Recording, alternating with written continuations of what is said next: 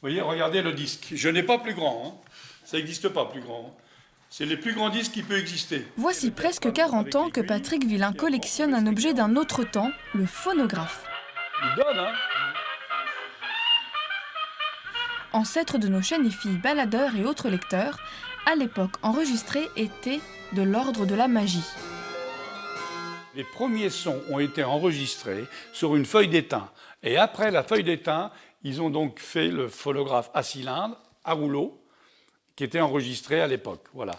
C'était assez compliqué pour enregistrer parce qu'il fallait chauffer le disque un petit peu à la vapeur et on pouvait, avec des appareils bien spécifiques, enregistrer et écouter.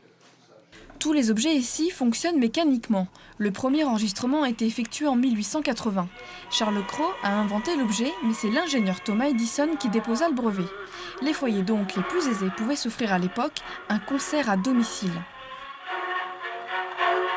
Le musée de Luynes regroupe plus de 200 pièces et l'objet fétiche reste ce phonographe portable.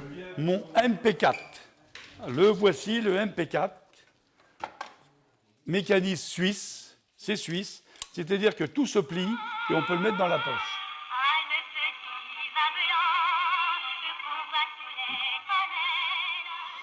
Les frères Pathé ont créé à leur tour un phonographe unique. Celui-ci semble être à l'origine de la musique stéréo. Toutes ces pièces ont une valeur rare et les collectionneurs entre eux n'hésitent pas à se porter secours pour rendre l'âme à un objet abîmé. La tête et le pavillon. Et le pavillon. Et on sera complet. Il sera complet. Parce qu'on fait des échanges, quoi. Des échanges de pièces détachées. Voilà. Là, je suis capable de lui refaire la vis qui lui manque comme à l'origine. Voilà. Donc, je vais lui faire la vis et puis on avancera dans sa collection. En France, on dénombre 400 collectionneurs de phonographes. Le musée, lui, fête cette année 7 ans d'existence. Il continue de s'agrandir avec de nouvelles pièces et tous les bénéfices des visites sont par ailleurs reversés au centre de loisirs de Luynes.